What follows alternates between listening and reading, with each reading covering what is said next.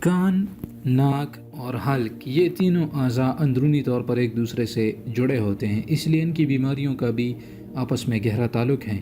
اس کے علاوہ ناک، کان، حلق، ساؤنڈ باکس اور ہوائی نالی ایک مقام پر آ کر مل جاتے ہیں۔ دنیا میں کان، ناک اور حلق ENT کے ماہرین جدا ہوتے ہیں۔ پاکستان میں کان کی پھپھوند یعنی فنگس اور انفیکشن عام ہیں۔ کان میں میل جم جاتا ہے تو لوگ اسے روئی کے تیل یا ہیئر پن سے صاف کرتے ہیں۔ ہمیں اس طرح سے کان صاف نہیں کرنے چاہیے، اس لیے کہ یہ قدرتی طور پر صاف ہوتے رہتے ہیں۔ غسل کرنے کے بعد تولیے سے انہیں صاف کر لینا چاہیے۔ اس کے علاوہ ملک میں کان کا بہنا بھی عام ہے۔ جب مرض بڑھ جاتا ہے تو سنائی دینا بند ہو جاتا ہے۔ چونکہ اس میں کوئی تکلیف نہیں ہوتی لہٰذا لوگ اس کی پرواہ نہیں کرتے۔ ابتدا میں کان بہتا ہے اور بو آتی ہے، اس کے بعد جب تادیہ ہو جاتا ہے اور 10-20 برس گزر جاتے ہیں تو رساؤ سرخ ہو جاتا ہے۔ ایسی صورت میں مریض کو لکھو بھی ہو سکتا ہے۔ بات یہیں ختم نہیں ہو جاتی اور کان کے بعد دماغ کا نمبر آ جاتا ہے۔ کان اور دماغ کے درمیان پتلی ہڈیوں کی ایک چھوٹی سی تہ ہوتی ہے۔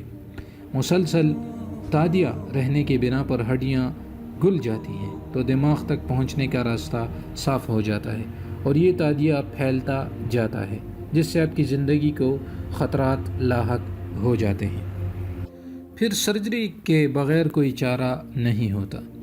دماغ میں ہونے والے 80 یا 90% تادیے کان، ناک اور حلق کے ذریعے ہوتے ہیں، جن میں کان اور ناک سر فہرست ہیں۔ اپنے دماغ کو محفوظ رکھنے کے لیے ناک اور کان کے تادیوں کو بڑھنے نہ دیں اور اس کا سنجیدگی اور توجہ سے علاج کریں۔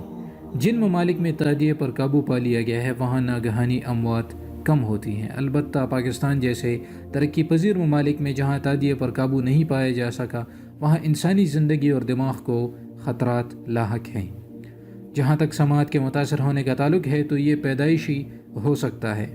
خاندانی شادی اور تیز شور و غل والا ماحول بھی اس کے اسباب ہیں۔ نوجوانوں کو اس بات سے آگاہ کرنا چاہیے کہ وہ تیز موسیقی کے پروگرام سن کر یا اس میں حصہ لے کر فطرت سے دور ہوتے جا رہے ہیں۔ ایسی آواز جو 90 ڈیسیبل کی ہو انسانی سماعت کے لیے نقصان دہ ہے۔ اسے کسی بھی صورت میں 85 ڈیسیبل سے زیادہ نہیں ہونا چاہیے۔ اپنے آلات موسیقی سے جو افراد تیز آوازوں والا شور بپا کرتے ہیں، اسمارٹ فون زیادہ استعمال کرتے ہیں یا موسیقی کے پروگرام میں حصہ لیتے ہیں وہ اپنی سماعت کے دشمن ہیں۔ سماعت پر برا اثر پڑنے کے علاوہ کان میں جلن اور سوزش بھی ہونے لگتی ہے۔ ایسی تکالیف سے رسولیاں بھی بن جاتی ہیں۔ بچوں کو چاہیے کہ وہ اسمارٹ فون زیادہ استعمال نہ کریں۔ اس کے علاوہ عمر رسیدگی، ماحولیاتی تادیہ، غدود کا پھولنا اور غیر ضروری طور پر ادویات کا کھانا بھی سماعت پر اثر ڈالتا ہے۔ یہ شکایات تقریباً عام ہیں کہ ناک بند ہو جاتی ہے۔ اگر یہ شکایت بالغ لڑکوں کو ہو تو سمجھ لینا چاہیے کہ یہ پیدائشی مرض ہیں، اس سے زندگی خطرے میں پڑ سکتی ہے، لہذا اس کی سرجری کرا لینا بہتر ہے۔ بچے جب تک منہ سے سانس لیتے ہیں اس وقت تک تشویش کی کوئی بات نہیں ہوتی، البتہ جب وہ ناک سے سانس لینے لگتے ہیں اور ان کے چہرے سرخ ہونے لگتے ہیں تو ہمیں محتاط ہونا چاہیے۔ ایسا اس لیے ہوتا ہے کہ ناک کے عقبی حصے میں کوئی مزاحمت یا رکاوٹ ہونے لگتی ہے۔ اگر ابتدا میں اس کا پتہ چل جائے تو سہولت سے علاج ہو جاتا ہے۔ الرجی، انفیکشن، بڑھی ہوئی ناک یا ناک کے نسیجوں کے جوف کا ورم جس کی وجہ سے نزلہ ہو جاتا ہے عام قسم کے مسائل ہیں۔ بچوں کے تادیے پر قابو پانے کے لیے ضروری ہے کہ مائیں اپنے نونہالوں کو بیٹھ کر دودھ پلائیں۔ بچے کو اونگتا ہوا نہیں چاق و چوبند ہونا چاہیے۔ دودھ کی بوتل کا استعمال جتنا کم کیا جائے تادیہ اتنا ہی کم ہوگا۔ ایڈینوائڈز جو ناک کے پچھلے حصے اور حلق میں ہوتی ہیں جب بڑھ جائے تو بچوں کو سانس لینے میں دشواری پیش آنے لگتی ہے، لہٰذا وہ منہ سے سانس لینے لگتے ہیں۔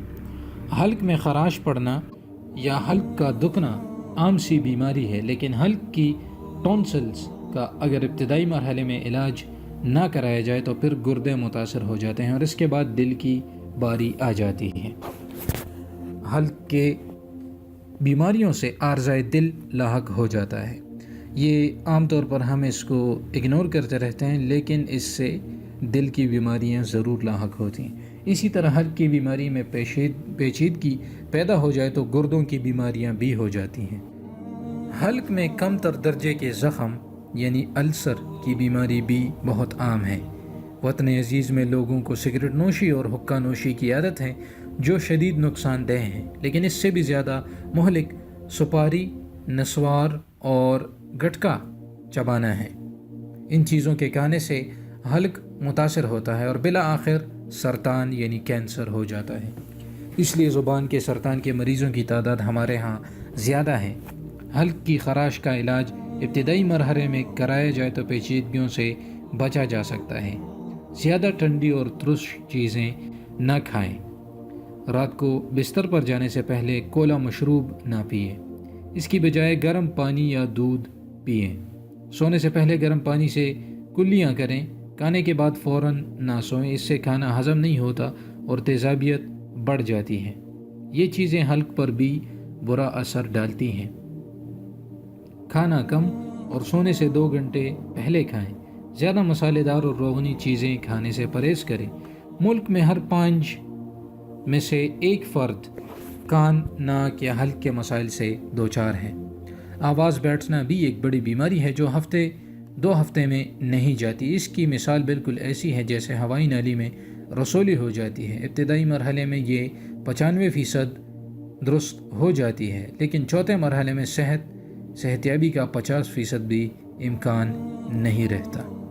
اب اگر ہم بات کریں خراٹوں کی تو جو کہ کامن پرابلم ہے، تو حلق یا ناک کے عقبی حصے میں رکاوٹ پیدا ہو جائے تو اس سے خراٹے آنے لگتے ہیں۔ اس کا صحیح سبب معلوم کر کے علاج کرانا چاہیے، ورنہ دل پر اثر پڑتا ہے۔ بعض اوقات کان کے پردے میں سوراخ ہو جاتا ہے جس کا تعلق بہرحال سماعت سے ہے۔ چونکہ یہ دماغ سے نزدیک ہوتا ہے اس لیے اسے بھی متاثر کرتا ہے۔ اس کا علاج فوراً کرا لینا چاہیے، اس لیے کہ تادیہ دماغ تک پہنچنے لگتا ہے اور دماغ غیر محفوظ ہو جاتا ہے۔ جب علاج سے تادیہ ختم ہو جاتا ہے تو بہتری کی صورت پیدا ہوتی ہے۔ اگر سرجری کرا لی جائے تو 95% کامیابی حاصل ہوتی ہے۔ کچھ لوگوں کو نزلہ زکام ہوتا ہے تو ان کے حلق میں ریزش ہوتی ہیں، ان کے ساتھ ہی کان میں کھجلی ہونے لگتی ہے۔ ایسے افراد کو چاہیے کہ وہ ٹھنڈا پانی پینا چھوڑ دیں، وہ گرم پانی یا گرم دودھ پئیں، ترش چیزوں سے پرہیز کریں۔ اگر پھر بھی افاقہ نہ ہو تو معالج سے ضرور رجوع کریں۔ یہ کہنا غلط ہے کہ دودھ پینے سے بلغم پیدا ہوتا ہے۔ البتہ ان مریضوں کو دودھ نہیں پینا چاہیے جنہیں دودھ موافق نہیں آتا۔ بہرحال دودھ، کیلا یا چاول بلغم پیدا نہیں کرتے۔ حلق کی مزمن بیماریوں میں گلٹیوں کا پھولنا بھی شامل ہے۔ یہ ایک بیکٹیریا سے ہوتا ہے، البتہ دوسری چیزوں سے بھی تادیہ ہو جاتا ہے۔ وہ افراد جو حلق کے معاملے میں محتاط رہتے ہیں اور پرہیز کرتے ہیں ان کو تکلیف کم ہوتی ہے اور مسائل پیدا نہیں ہوتے۔ البتہ حلق میں جلن اور سوزش زیادہ ہونے لگے اور اینٹی بایوٹکس کھانے سے بھی نہ جائے تو سرجری کرا لینی چاہیے۔ تو ناظرین، یہ تو کان، ناک اور حلق کے حوالے سے چند انسٹرکشنز تھیں جو کہ میں نے آپ کے سامنے پیش کی۔ یہ professor doctor M Rashid Zia اور حلیمہ عظمت نے اس کو اردو پوائنٹ پر تحریر کیا ہے، وہاں پر جا کر آپ دیکھ سکتے ہیں۔ تو یہ تو ان کی اپنی سوچ تھی۔ میں آپ کو ایک سجیشن دوں گا کہ جب آپ کو کوئی بیکٹیریل انفیکشن ہو تو آپ اس کو نیچرل طریقے سے اس کا علاج کرنے کی کوشش کریں۔ نیچرل چیزوں میں ادرک سب سے بیسٹ آپشن ہے۔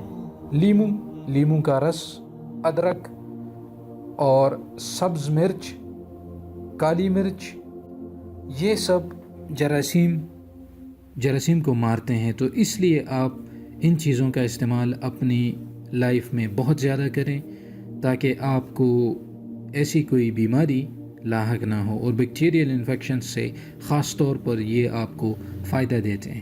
لیکن جب کوئی بیماری ہو جائے، یہ عام زندگی کی بات ہے، لیکن جب آپ بیمار ہو جائیں تو پھر ڈاکٹر سے ضرور رجوع کریں، کیونکہ ہر انسان کی سمٹمز ڈیفرنٹ ہوتی ہیں اور باڈی سٹرکچر بھی ڈیفرنٹ ہوتا ہے، امید کرتا ہوں کہ ویڈیو آپ کو پسند آئی ہوگی، اس کو ضرور شیئر کریں اور چینل کو ضرور سبسکرائب کریں۔ اجازت چاہتا ہوں، اللہ حافظ۔